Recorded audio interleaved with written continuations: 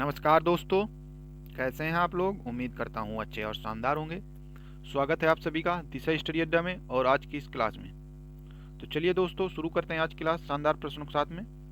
पहला प्रश्न है दोस्तों कि फरवरी में शुरू होने वाले T20 विश्व कप 2026 के लिए भारतीय टीम का कप्तान किसे बनाया गया है। तो यह बनाया गया है सूर्य कुमार यादव को। ठीक है, जो ICC में T20 वर्ल्ड कप है वो 2026 क्रिकेट का एक बड़ा अंतर्राष्ट्रीय टूर्नामेंट है। ठीक है, जिसमें 20 देशों की टीमें हिस्सा ले रही हैं और यह 2 साल के अंतराल में होता है। पिछली बार 2024 में हुआ था जिसमें भारत विजयी हुआ था। ठीक है, और ये जो T20 है तो यह 10वां, याद रखना। ठीक है, जब से शुरू हुआ 2007 से तो यह 10वां है और इसमें इंडिया और श्रीलंका इसे होस्ट कर रहे हैं। ठीक है, और इसकी शुरुआत हुई 7 फरवरी से और जो समापन होगा यानी फाइनल होगा वो 8 मार्च को होगा और कुल मैच 55 खेले जाएंगे इसमें, ये आप लोग याद रखना। ठीक है, इसमें भारत के 5 स्टेडियम होंगे, श्रीलंका के 3 स्टेडियम को खोला जाएगा और ये 4 ग्रुपों में बांटी है, group A, group B, group C और ग्रुप डी। भारत जिसमें है, भारत ग्रुप ए में है और पाकिस्तान भी ग्रुप ए में है। ठीक, ये आप लोग याद रखना। और 2 बार जीत चुका है भारत। ठीक है, और यह तीसरी बार जीतने की कोशिश करेगा, ये आप लोग याद रखना। और भारत की जो टीम है तो उसमें रोहित शर्मा होंगे, शुभमन गिल होंगे, विराट कोहली होंगे, सूर्य कुमार यादव होंगे जो कैप्टन है और यशस्वी जायसवाल होंगे। और ऑलराउंडर में हार्दिक पांड्या, रविंद्र जडेजा, अक्षर पटेल। ठीक है, और विकेट कीपर में ऋषभ पंत होंगे और ईशान किशन होंगे और गेंदबाजी करेंगे जसप्रीत बुमराह, मोहम्मद सिराज, अर्शदीप सिंह और कुलदीप यादव। और अभी जो 15 फरवरी को भारत और पाकिस्तान का मैच होगा। ठीक है, नेक्स्ट क्वेश्चन होगा कि हाल ही में 12वीं एशियाई इंडोर एथलेटिक्स चैंपियनशिप का आयोजन कहाँ किया गया है। तो यह किया गया तियानजिन, चीन में। नेक्स्ट क्वेश्चन होगा कि किस देश की महारानी हाल ही में सैन्य प्रयासों का समर्थन करने के लिए एक रिजर्विस्ट के रूप में सेना में शामिल हुई है। तो यह है रानी मैक्सिमा जो नीदरलैंड की रानी है, तो यह अपने वहाँ की सेना में शामिल हुई है। नेक्स्ट क्वेश्चन, मतलब जो क्रिकेटर मान लीजिए या सेलिब्रिटी कुछ समय के लिए रिजर्व में जाते हैं। ठीक है, वहाँ के जवानों का हौसला बढ़ाने के लिए और ट्रेनिंग के लिए, ताकि वो चीज़ों को अच्छे से समझ सकें। नेक्स्ट क्वेश्चन होगा एशियाई शूटिंग चैंपियनशिप में पुरुषों की 10 मीटर एयर राइफल स्पर्धा में किस भारतीय ने स्वर्ण पदक जीता है। तो यह जीता है रुद्राक्ष पाटिल। ठीक है, जो है इन्होंने स्वर्ण पदक जीता है, ये याद रखना, एशियाई शूटिंग चैंपियनशिप में और 10 मीटर एयर राइफल में। और 10 मीटर एयर राइफल में ही सिल्वर मेडल यानी रजत जीता है अर्जुन बबूता ने। ठीक है, ये आप लोग याद रखना। जो एशियाई शूटिंग चैंपियनशिप है तो एशिया का सबसे बड़ा और प्रतिष्ठित शूटिंग यानी निशानेबाजी का टूर्नामेंट है। ठीक है, जहाँ एशियाई देशों के शीर्ष शूटर राइफल में, पिस्टल में, शॉटगन में भाग लेते हैं। और सबसे इम्पोर्टेंट आप लोग याद रखना कि जो एशियाई शूटिंग चैंपियनशिप है 3 प्रकार की होती है। ठीक है, देखिए राइफल में, पिस्टल में और शॉटगन में। ठीक है, तो एशियन शॉटगन चैंपियनशिप जो हुई थी वो हुई थी दोहा, कतर में। याद रखना, जो मैं बोल रहा हूँ ध्यान से सुना करिए दोस्तों आप लोग।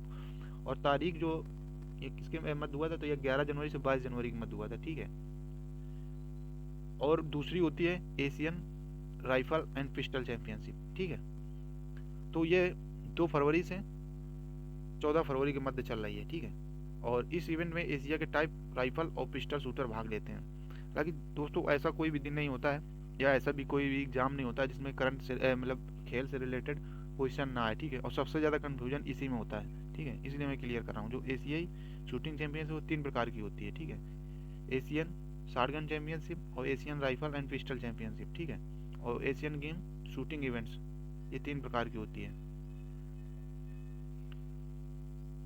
नेक्स्ट क्वेश्चन होगा कि हाल ही में किस शहर में भारत की क्वांटम वैली की आधारशिला रखी गई है। तो यह रखी गई है अमरावती में, आंध्र प्रदेश में। ठीक है, तो जो भारत की पहली है ये इसलिए इम्पोर्टेंट हो जाती है, वेरी इंपॉर्टेंट है क्वेश्चन, याद रखना कि भारत की पहली quantum valley Amravati quantum valley की आधारशिला आंध्र प्रदेश के अमरावती शहर में रखी गई है। ठीक है, तो यह कार्यक्रम 7 से 8 फरवरी को किया गया। ठीक है, इसमें केंद्रीय मंत्री डॉक्टर जितेंद्र सिंह और आंध्र प्रदेश के मुख्यमंत्री चंद्रबाबू नायडू ने इसका उद्घाटन किया। ठीक है, और यह लगभग 50 एकड़ भूमि में विकसित करी गई है। ठीक है, और क्वांटम वैली क्या है कि दोस्तों समझिए, क्वांटम वैली एक अत्याधुनिक तकनीक और अनुसंधान हब है। ठीक है, जहां क्वांटम तकनीकों का विकास, अध्ययन और व्यावसायिक उपयोग होगा। इसे भारत की पहली क्वांटम टेक्नोलॉजी वैली के रूप में भी जाना जा रहा है। ठीक है, तो यह नेशनल क्वांटम मिशन के तहत विकसित किया जा रहा है, जिसका उद्देश्य भारत को ग्लोबल क्वांटम तकनीक में अग्रणी देश बनाना है। ठीक है, तो इसमें कई तरह के काम होते हैं, जैसे क्वांटम कंप्यूटिंग। यहाँ भारत का पहला और सबसे बड़ा 133 क्यूबिट क्वांटम कंप्यूटर स्थापित होने की योजना है। ठीक है, जिसमें IBM जैसे बड़े तकनीक पार्टनर शामिल होंगे, और अनुसंधान और नवाचार। ठीक है, शोध, क्वांटम सॉफ्टवेयर, सुरक्षित संचार, डेटा इंक्रिप्शन, रक्षा, स्वास्थ्य, कृषि, वित्त जैसे क्षेत्रों के लिए समाधान विकसित हैं। यानी कुल मिला के कंप्यूटर से रिलेटेड, टेक्नोलॉजी से रिलेटेड काम होगा इसमें। ठीक है, नेक्स्ट क्वेश्चन होगा कि अंडर 19 विश्व कप 2026 फाइनल में मैन ऑफ द मैच और पूरे टूर्नामेंट में मैन ऑफ द सीरीज का पुरस्कार किसे मिला है? तो मिला है वैभव सूर्यवंशी को। ठीक है, इन्होंने 80 गेंदों में 175 रन मारे हैं, और यही भारत के अंडर 19 T20 विश्व कप के कैप्टन भी थे इंडिया टीम के। नेक्स्ट क्वेश्चन होगा कि हाल ही में DRDO ने अग्नि 3 इंटरमीडिएट रेंज बैलिस्टिक मिसाइल का सफल परीक्षण कहाँ से किया है? तो कि इन्होंने अब्दुल कलाम द्वीप उड़ीसा से। तो अब्दुल कलाम द्वीप जो उड़ीसा में है, इसका पहले क्या नाम था? आप लोग कमेंट करके जरूर बताना। नेक्स्ट क्वेश्चन होगा कि अंतर्राष्ट्रीय ओलंपिक समिति IOC ने हाल ही में किसे ईरान की पहली महिला सदस्य के रूप में चुना है? तो यह सुराया अगाई। ठीक है, जो ईरान के इतिहास में पहली महिला चुनी गई है और अंतर्राष्ट्रीय ओलंपिक समिति में, तो इम्पोर्टेंट हो जाता है, याद रखना। और हालांकि IOC जो इंटरनेशनल ओलंपिक कमेटी की पहली महिला सदस्य थी, वो थी एलियस मिलियार्ड। ठीक है, एलियस मिलियार्ड जो थी वो फ्रांस की एक प्रसिद्ध महिला नेत्री थी, जिन्होंने महिलाओं अंतर्राष्ट्रीय खेल में दिलाने के लिए ऐतिहासिक संघर्ष किया। इन्हें IOC से जुड़ी पहली महिला सदस्य, प्रमुख महिला प्रतिनिधि के रूप में जाना जाता है। ये आप लोग याद कर लेना, पूछा जा सकता है। ठीक है, और ईरान की जो पहली महिला है वो सुराया अगाई हैं, लेकिन जो IOC में शामिल होने वाली पहली महिला है वो एलियस मिलियार्ड हैं, जो कि फ्रांस की हैं। ये आप लोग याद रखना। नेक्स्ट क्वेश्चन होगा